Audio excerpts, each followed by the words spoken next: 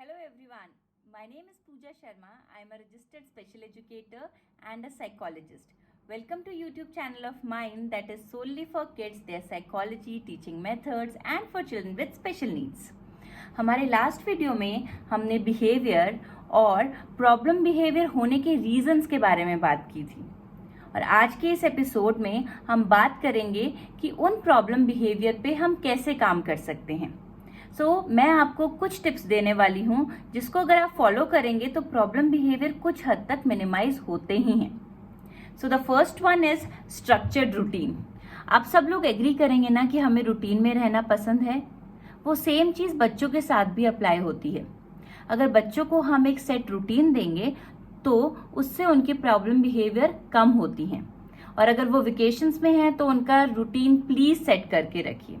उसका बेस्ट तरीका है कि आप बच्चे के साथ बैठें, जो चीजें उसको करनी है उनको लिस्ट डाउन करिए, जो आपको उससे करानी है उसको लिस्ट डाउन कर दीजिए और फिर दोनों एक्टिविटीज को मर्ज करके उनका एक शेड्यूल रेडी कीजिए और उसको फ्रिज पे पेस्ट करिए या किसी वॉल पे पेस्ट करिए और बच्चे के सामने कंडीशन रखिए कि उसको वो पूरी एक्टिविटीज करनी है और अगर वो करता है तो towards the end of the day उसको आप रिवॉर्ड कीजिए। Next one is TV. कोई भी स्क्रीन, आईपैड, लैपटॉप उसको 1 घंटे से ज़्यादा नहीं देना है बिकॉज स्क्रीन की फ्लिकरिंग ऑफ लाइट से हाइपर एक्टिविटी बढ़ती ही है। So try to avoid any screen and limit it to maximum 1 hour. And the next one is हम सब लोग एग्री करेंगे कि बच्चों की एजुकेशनल एक्टिविटीज इतनी बढ़ गई हैं कि उनका प्ले टाइम खत्म ही हो गया है। बट हमें ये जरूरी है कि कम से कम 1 घंटा बच्चा प्लेग्राउंड में जाए ही जाए क्योंकि उससे उसका एनर्जी लेवल चैनलाइज होगा, उसकी हाइपर एक्टिविटी कम होगी। So playground is a must thing to be included in their schedule. And the next one is also related to screen time only. बच्चा जितना ज्यादा स्क्रीन देख रहा है उससे वो रियल लाइफ और इमेजिनरी लाइफ का डिफरेंस ही भूलता जा रहा है। जो वो स्क्रीन में देखता है जैसे वायलेंस, टैंट्रम्स, क्राइंग, एग्रेशन, वो सेम चीज उसके बिहेवियर में रिफ्लेक्ट होती है।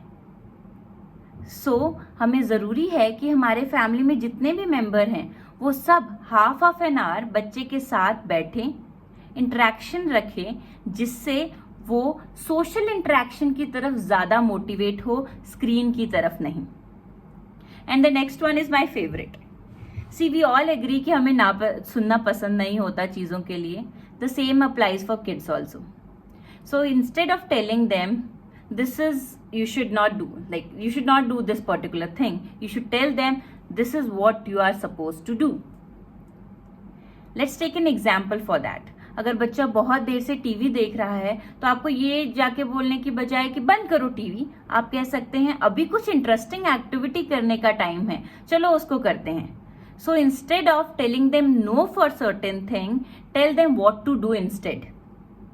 हम लोग कई बार सोचते हैं कि इसकी वोकैबुलरी में ये खराब वर्ड आया कहाँ से। एक बहुत अच्छी सेइंग है कि we should not focus on what our child is not doing, we should focus that he is hearing each and everything you say. घर में हमें, स्पेशली घर में, बिकॉज वहां पे हम एक चेक रख सकते हैं कि हम कैसी लैंग्वेज यूज कर रहे हैं, उस पर हमें ध्यान देना जरूरी है। The next one is rewarding. जब भी आप देखें कि बच्चा कुछ अच्छा कर रहा है प्लीज उसको रिवॉर्ड कीजिए क्योंकि उससे उसकी हैबिट फॉर्म हो जाएगी। अगर बच्चा कभी आप देख रहे हैं खाना खा के पहली बार अपनी प्लेट खुद रखने गया है किचन में, उसको वहीं पे रिवॉर्ड कीजिए, उससे उसकी एक हैबिट पैटर्न बन जाएगा। The next one is never compare your child. Comparison is the worst thing we can do because comparison से भी बच्चा डीमोटिवेट होके प्रॉब्लम बिहेवियर में इंडल्ज होता है। And the last one is please try to have a good rapport with the child, that will give you future benefits. So that's all for today. In the next video, we'll discuss certain special techniques to handle any problematic behavior. If you feel that today's video was useful to you, please hit the subscribe button and share and like our video. Thanks for watching.